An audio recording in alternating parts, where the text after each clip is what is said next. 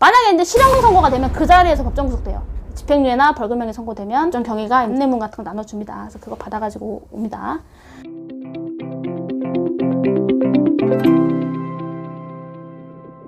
안녕하세요. 나는 변호사다. 김사라 변호사입니다. 오늘은 이제 형사 전문 변호사로서 10분 만에 배우는 형사재판 절차, 형사소송 절차를 한번 설명해 보려고 해요. 자, 일단 형사 그러면 국가 형벌권의 실현이고 민사와 형사는 완전히 다릅니다. 물론 상호간에 밀접한 연관성이 있지만 절차나 그 객체나 대상이나 효과나 요건들이 완전히 다르기 때문에 혼동하시면은 안 됩니다. 형사 절차는 또 크게 나누면은 수사 절차와 공판, 그러니까 재판 절차를 나눠집니다. 수사는 사법경찰관하고 검사님이 이제 하시는 것이고, 그런 수사 활동을 쭉 통해서 범죄 혐의가 있다고 인정이 되는 경우에 이제 검사가 사건을 기소를 하게 되죠. 기소는 뭐냐면 법원에 사건을 넘기는 걸 말해요.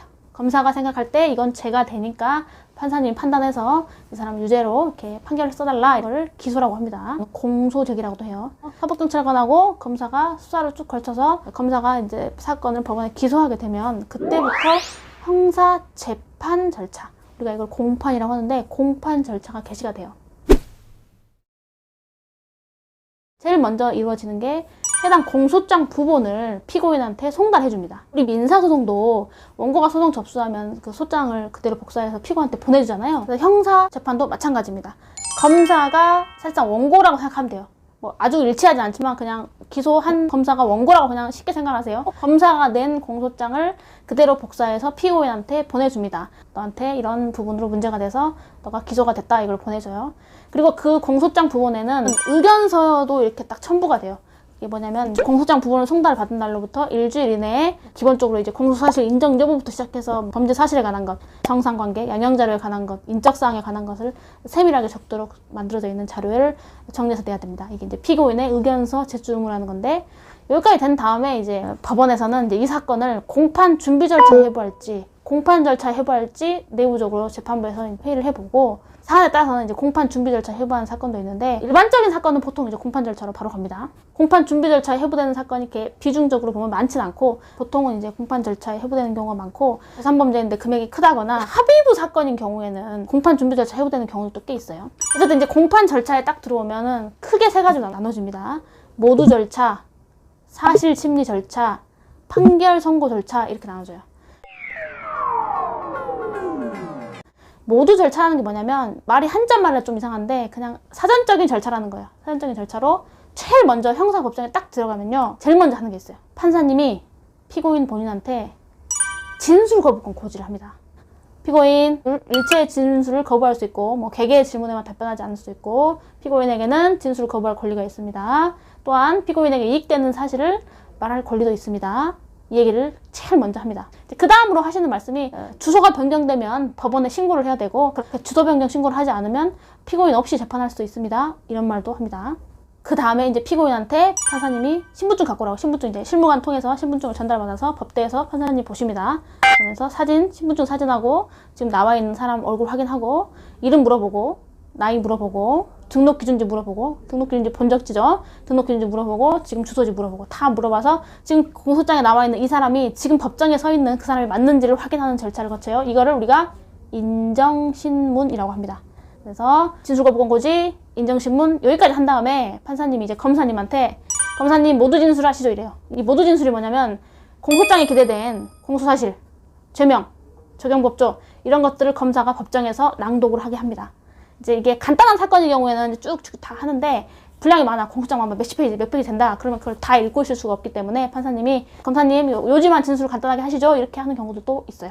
어쨌든 피고인에게 진술거부권 고지하고 인정신문 한 다음에는 검사님이 이 사건의 공소사실 요지와 죄명, 적용법조들을 이제 일어서서, 뭐 앉아서 할 때도 있지만 보통 일어서서 해요. 이제 이렇게 쭉쭉쭉 낭독하십니다. 공판 검사님이 이렇게 하시고, 그 다음에 이제 판사님이 피고인한테 또는 변호인한테 물어봅니다. 죄를 인정하십니까? 공소사실을 인정하십니까?를 물어봐요. 그래서 형사재판의 제일 중요한 거는 첫 기일에 공소사실의 인부를 어떻게 하는 겁니다. 자, 예를 들어보세요. 다 인정을 해요. 다 인정해요. 다 인정하면 재판 절차가 많이 달라지거든요. 근데 다퉈요. 나는 무죄다, 나는 억울하다, 이렇게 다투면 재판의 방향과 변론의 방향이 완전히 달라집니다. 절차의 흐름도 다 달라지고, 그래서 검사님 모두 진술까지 한 다음에 피고인에게 공소사실에 대한 인부에 대한 의견을 밝히라고 합니다.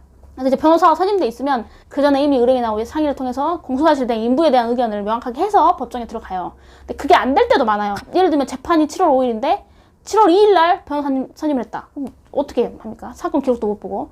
물론 이제 그런 경우는 길 변경을 통해서 한 길 정도는 사건 기록을 검토할 수 있는 여유를 주는 게 대부분이지만, 그렇다 해도 기록량이 너무 많거나 또 기록 복사가 당장 신청한다고 다음날 해주는 게 아니거든요. 꽤 오래 기다리게 하는 재판부도 많아요. 그런 경우는 첫 길에 그게 준비가 안 되는 사정이 생기면 판사님한테 얘기하면 돼요. 제가 조금 기록을 다 못 봐서 한 길만 짧게 더 주시면 검토해보고 공소사실에 대한 인부를 명확하게 하겠다, 이렇게 이야기를 하면 됩니다. 어쨌든 첫 길에 공소사실 인부를 바로 그 자리에서 했다. 근데 거기서 자백을 다 했다. 그러면 사실상 더 할 게 없어요. 더 할 게 없고, 뭐 양형자료 내는 거 위해서 뭐 한 길 정도 더 줄 수는 있겠지만 그 자리에서 바로 종결한다고 하고 다음 절차를 진행을 하는데, 만약 부인을 하게 되는 경우는 이제 사실심리 절차로 증거조사나 이런 행위들이 다 이루어지게 되는 거예요. 그 다음에 이제 하는 일이 사실심리 절차. 증거조사 절차가 사실심리 절차예요, 사실상. 검사가 기소하면서 했던 증거 목록을 이렇게 표로 된 걸 줘요. 그거를 판사님도 가지고 변호사한테도 줍니다. 그럼 그 자리에서 보고 어떤 증거를 부인하는지, 동의하는지 부동의하는지, 증거 동의, 부동의에 대한 의견을 밝혀야 돼요. 근데 그것도 첫 길에 하는 게 원칙이지만 판사님한테 혹시라도 검토가 미진했으면 한 번만 더 기회를 달라 그러면 다음 기회를 잡아서 그걸 할 수 있게 해주는 경우도 많아요. 대부분 그렇게 해줘요. 그 정도의 절차는 보장해줍니다. 어쨌든 이제 만약에 죄를 인정한다 그러면 사실 증거 목록 다 동의하죠. 특별한 의무는 다 동의합니다. 근데 이제 죄를 부정하면 이건 부동의, 이건 부동의, 이건 부동의 이렇게 돼서, 만약에 부동의하는 증거가 많으면 검찰 쪽에서, 예를 들면 조서에 대한 부동이면 검찰 쪽에서 이제 해당 그 조서 진술자를 증인으로 신청해서 법정에 불러서 사람의 진술을 들어볼 수 있는 절차를 거쳐요.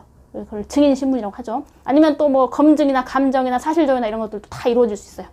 이렇게 이제 진행이 되고, 쭉쭉쭉 사실심리 절차에서 증거조사 다 진행한 다음에 판사님 또 물어봐요. 피고인 신문 하실 겁니까? 물어봐요. 피고인 신문이 뭐냐면은 공소사실이나 정상관계에 대해서 피고인 본인을 증인석으로 불러놓고 물어보고 싶은 거 물어봐서 말할 기회를 주는 건데, 실제로 피고인 신문 한다 그러면 판사님들이 별로 안 좋아요. 사실 피고인들이 하는 말이 뻔하잖아요. 예. 뻔한데 시간 이제 막 흘러가니까 써서 내세요 이렇게 하는 경우 되게 많아요. 근데 또 최근에 당원 대법원 판례 보니까 분명히 피고인 신문을 신청했는데 그거에 대해서 기회를 안 주고 바로 종결하고 판결 선고한 거는 위법해서 상고 이유가 된다라는 판결도 있더라고요. 그 최근 판례에 한번, 제가 나중에 한번 꼭 설명하려고 했던 판례인데 아마 지금 자막으로 나가고 있을 거예요. 이제 여기까지가 사실심리 절차고, 그 다음에 이제 판결 선고 절차를 거치게 돼요. 그래서 피고인은 판결 선고일에 직접 나가야 됩니다. 직접 나가서 듣고, 변호사가 판결 선고일에 나가주는 경우는 거의 없어요. 제가 이제 서울중앙에서 재판 이렇게 기다리다 보니까 막 판결 선고일인데 심지어 변호사 나가지도 않아도 되는 건데 변호사 막 10명 이렇게 나가는 경우, 이런 경우는 죄송한 말씀이지만 돈을 엄청 많이 주는 거예요. 수임료를 엄청 많이 주고 선고까지 때까지 내가 불안해서 그러니까 같이 가달라 하는 경우 외에는 현실적으로 형사사건 판결 선고일에 변호사가 나가는 경우는 없습니다. 꼭 피고인 본인이 나가서 들으면 돼요. 저도 항상 의뢰인들한테 듣고 전화 주세요 이렇게 합니다. 만약에 이제 실형 선고가 되면 그 자리에서 법정 구속돼요. 네. 실형 선고가 되면 그 자리에서 법정 구속되고, 집행유예나 벌금형이 선고되면 법원에서 법정 경위가 이제 안내문 같은 거 나눠줍니다. 그래서 그거 받아가지고 옵니다. 그다음에 이제 형사재판의 경우는 판결 선고를 그렇게 법정에서 구두로 판사가 하고, 판결문 자체를 받아보려면 별도로 판결문에 대한 열람 교부 신청을 해야 돼요.